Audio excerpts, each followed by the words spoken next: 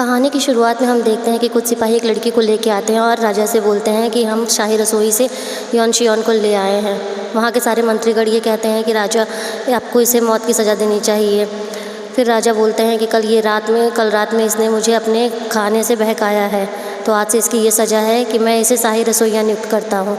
इसका मतलब तुम समझ रही हो।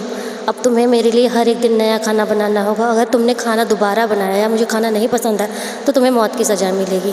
तो वो अपने मन में बोलती है कि ये क्या फालतूगिरी है यार, ये मैं कहाँ फंस गई। मुझे तो 3 स्टार मिशेलियन शेफ़ बनना था और मैं बनी भी क्या, तो एक तानाशाह की बावर्ची। लेकिन मैं हार नहीं मानूंगी। अब वो राजा से बोलती है ठीक है, मैं पूरी कोशिश करूँगी ऐसा करने की। फिर वो बोलती है कि मैं 2025 से आई हूँ और मैं यहाँ कैसे फंस गई, ये बहुत लंबी कहानी है। अब हमें आगे का सीन दिखाया जाता है 2025 का, जिसमें एक कंपटीशन होता रहता है और उसमें यौन शियौन भाग लेती है और वो बोलती है कि उसका गैस काम नहीं कर रहा है। तो लोग बोलते हैं कि अब यहाँ कुछ नहीं हो सकता, 4 मिनट का समय है, आपको अच्छा खाना बनाना होगा। तब वो अपने मन में सोचती है कि कैसे हम आग लगा के हम खाना बना सकते हैं। फिर उसके सामने कुछ घास जैसा दिखता है, वो उसे उठाती है और आग लगाने लगती है। तो वहाँ का ऑर्गेनाइज़र बोलता है कि आप ऐसा नहीं कर सकती, हाँ आप आग नहीं लगा सकती, ये बिल्कुल भी मना है। तो वो बोलती है कि अगर मैं हार जाऊँगी तो ये ज़्यादा ही बुरा होगा मेरे साथ, इसलिए मैं ऐसा करूँगी। यौन जीवन कुकिंग करना स्टार्ट कर देती है और बोलती है इस मीट को मैं हल्की आंच पे पकाऊंगी तो इसका टेस्ट और बढ़ के आएगा। उसके बाद अनाउंस होता है कि जल्दी जल्दी सब लोग अपना काम कंप्लीट करें क्योंकि अब टाइम आ गया है विनर अनाउंस करने का। जजेस जाते पहले कंटेस्टेंट्स के पास और बोलते हैं कि आपने बहुत ज़्यादा लौंग डाल दिया इसलिए इसका स्वाद अच्छे से नहीं आ रहा है। दूसरे के पास जाते हैं और बोलते हैं कि आपने इसमें आपका मीट ज़्यादा अच्छे से पका नहीं है। फिर अब यौन जीवन के पास जाते हैं और उससे पूछते हैं कि तुमने क्या बनाया है। तो वो बोलती है कि मैंने एक जेसन एरा की डिश बनाई हुई है। उसे खाते हैं और बोलते हैं ये बिल्कुल परफेक्ट बना है, इसका स्वाद बहुत अच्छा आ रहा है, खट्टी मीठी चटनी भी बहुत अच्छी लग रही है। उसके बाद विनर अनाउंस होता है और यौन जीवन जीत जाती है। यौन जीवन को 3 स्टार मिशेलिन शेफ़ बनने का अवार्ड मिलता है। उसके बाद वो अपने घर पे आती है और सेलिब्रेट करती रहती है और बोलती है कि आज की रात कितनी ज़्यादा अच्छी है। फिर वो अपने पापा को कॉल करती है और उसके पापा बोलते हैं कि अगर तुम आ ही रही हो तो तुम एक काम करना, मेरी एक बुक लेके आना, ये जेसन एरा के टाइम की हिस्टोरिकल बुक है, उसे तुम भूलना मत, तुम्हारे हॉस्टल में पहुंच जाएगी, उसे ले आना। फिर यौन जीवन वो बुक लेके सीधे प्लेन में जाती है। प्लेन में दिखाया जाता है सूर्य ग्रहण का सीन। वो सूर्य ग्रहण को अपने मोबाइल से रिकॉर्ड कर रही होती है, तभी उसके बगल वाले से गलती से उसके ऊपर कॉफ़ी गिर जाती। वो बोलती है ये बहुत गर्म है। फिर वो वॉशरूम में जाती है उसको साफ़ करने के लिए और वो देखती रहती है कि कहाँ कहाँ क्या ख़राब हुआ। कहीं ये मागन रू, ये तो रेसिपी बुक लग रही है। फिर वो आगे के पेजेस पढ़ती है और उसमें लिखा होता है कि अगर मेरी प्रेमिका इस बुक को पढ़ रही है तो सीधे वो मेरी बाहों में आके गिरे। कहती है ये लव स्टोरी है और उस बुक के थ्रू वो सीधे जेसन एरा में पहुंच जाती है। वहाँ के जंगल में पहुंचती है और वो एक जाल से टंग जाती है और वो बेहोश हो जाती है। अब हमें राजा दिखाए जाते हैं और उसकी सेना दिखाई जाती है जो कि एक हिरण का पीछा कर रहे होते हैं शिकार करने के लिए। अब राजा के बचपन का सीन दिखाया जाता है जहाँ उनकी माँ को महल से निकाला जाता है। राजा हिरण को मार देते हैं और कहते हैं कि इसको महल ले जाओ। फिर कहते हैं हमें और भी शिकार करना है, हमें और भी हिरण मारने हैं। तो राजमंत्री कहते हैं कि नहीं, आपको ऐसा नहीं करना चाहिए, आज सूर्य ग्रहण का दिन है। उसके बाद हमें महल का सीन दिखाया जाता है जहाँ राजमाता और बाकी रानी बैठ के बात कर रही होती है कि आज सूर्य ग्रहण के अनुष्ठान को छोड़कर राजा गए हैं शिकार करने के लिए। राजमाता कहती हैं कि ऐसा क्यों किया उन्हें ऐसा नहीं करना चाहिए था, क्या उन्हें किसी बात की चिंता सता रही है। उसके बाद सारे मंत्रीगण को दिखाया जाता है जो ये बात कर रहे होते हैं कि राजा को आज का अनुष्ठान नहीं छोड़ना चाहिए था। फिर पूछते हैं कि राज सचिव कहाँ गए, तो बोलते हैं वो च्योंग करने के लिए गए हैं। उसके बाद फिर से हमें जंगल का सीन दिखाया जाता है जहाँ राजा कहते हैं कि जो आज ज़्यादा हिरण मार के लाएगा उसे हम बहुत ज़्यादा पुरस्कार देंगे। फिर वो बोलता है उनका मंत्री कि नहीं, आज अब अंधेरा होने वाला है, हमें घर जाना चाहिए वरना हमें एक डायन का सामना करना पड़ सकता है। राजा देखता है लोमड़ी को भागते हुए और फिर जंगल की तरफ भाग के जाता है जहाँ पे यौन जीवन फंसी होती है। वो तीर मार के यौन जीवन को नीचे गिरा देता है। वो कहती है कि लोमड़ी उस तरफ है, तुम उधर दूसरी तरफ भागो, लेकिन वो उसी का पीछा करता रहता है और बोलता है कि तो इसके कपड़े कितने अजीब है, क्या ये डायन है। वो पूछता है कि तुम कौन हो, तुम डायन हो या कोई भिखारी हो। तो कहती है हाँ मैं तुम्हें भिखारी इसलिए लग रही हूँ क्योंकि मेरे कपड़े जंगल में गिरने की वजह से गंदे हो गए हैं।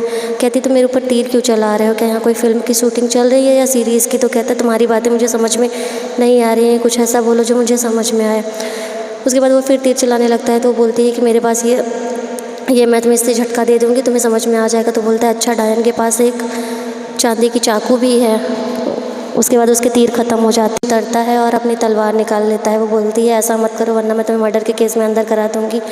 मेरी दीदी के चाचा के भतीजे उसमें वकील हैं। तो कहता है बुलाओ, मैं भी देखना चाहता हूँ कि तुम्हारी दीदी के चाचा के भतीजे कौन से वकील हैं। उसके पास वो एकदम पास में आ जाता है। वो कहती है भगवान मुझे बचा लो, अब से मैं अच्छे काम करेंगे, हालेलुया। उसके बाद राजा के ऊपर हमला होता है। राजा बोलता है बागी का हमला, और वो दोनों लोग पहाड़ से नीचे गिर जाते हैं। उसके बाद उसका मंत्री बोलता है कि चलो राजा को ढूंढो, पूरा जंगल छान मारो। अब योन जियोन उठती है, कहती है अरे हम तो साथ में ही गिरे थे, इसकी तो हालत बहुत नाजुक है। वो तीर तोड़ती है और उसके बाद उसको दवा लगाती है। कहती है कि मोबाइल ढूंढना पड़ेगा, मुझे एम्बुलेंस बुलानी पड़ेगी।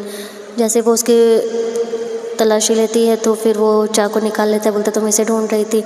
तो वो बोलती है कि नहीं, मैं तो तुम्हारी जान बचाने की कोशिश कर रही थी।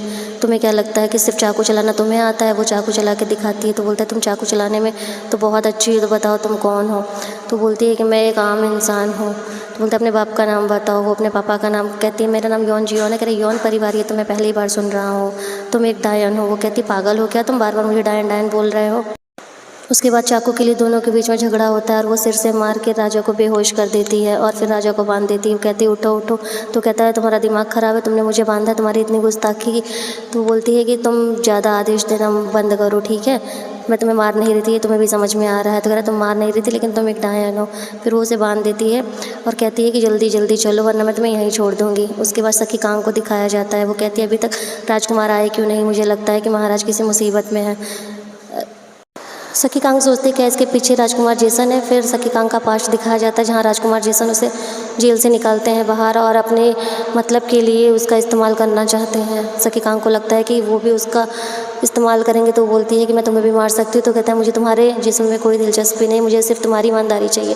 फिर सखी कांग सोचती है कि नहीं, राजकुमार जेसन ऐसा नहीं करेंगे, वो सही समय आने का इंतज़ार कर रहे हैं। महल में इस बात की चर्चा होती है कि राजकुमार अभी तक महल नहीं लौटे हैं। अब फिर से हमें जंगल का सीन दिखाया जाता है।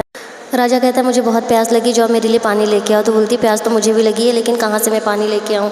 उसके बाद वो कहता है कि तुम वैसे तो तुम मेरे लायक नहीं हो लेकिन चाहो तो मैं तुम्हारे साथ एक रात बिता सकता हूँ। महल पहुँचते फिर वो उसके थप्पड़ मारती है। तो बोलता है कि तुम्हारी इतनी हिम्मत कि तुम मुझे मार रही हो? तो कहते तुम बात तो ऐसे कर रहे हो जैसे तुम यहाँ के राजा हो। तो बोलता है हाँ अब तुम सही समझी, मैं यहाँ का राजा हूँ। तो बोलती है बकवास मत करो, चलो अभी तक तुम कैरेक्टर में हो। फिर वो उन लोग को सामने एक घर दिखता है, वो घर पर जाता है और वो वहाँ का दरवाज़ा तोड़ देता है। वो कहती है ये कोई तमीज़ है, तुम यहाँ कैसे दरवाज़ा तोड़ सकते हो? तो वो बोलता है कि ये मेरा ही जंगल है, ये पूरी ज़मीन पे मेरा ही अधिकार है। फिर उसे कुछ आवाज़ सुनाई देती है और वो घर के अंदर जाती है। वहाँ एक लड़की निकलती है और बोलती तुम्हारी इतनी हिम्मत कि तुमने मेरे कपड़े चुरा के पहने? तो कहती मुझे माफ़ करना, मुझे कोई नहीं दिखा इसलिए मैंने पहले आवाज़ भी दी थी। तो कोई नहीं दिखेगा तो तुम मेरे कपड़े पहन लोगी? तो कहते हैं चलो अच्छा मुझसे गलती हो गई, ये बताओ तुम यहाँ क्या कर रही हो? तो बोलती है कि मैं यहीं पर रहती हूँ।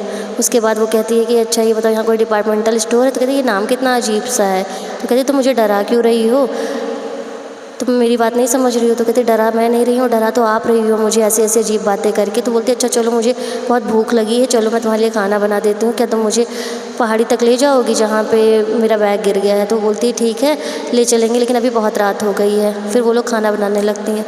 वो कहती है अच्छा ये जौ है? ये बोलती है कि मैं इतने पिछड़े समय में कैसे आ गई हूँ, यहाँ पे इलेक्ट्रिक कुकर तो छोड़ो, यहाँ इलेक्ट्रिसिटी भी नहीं है। उसके बाद वो खाना बनाती है।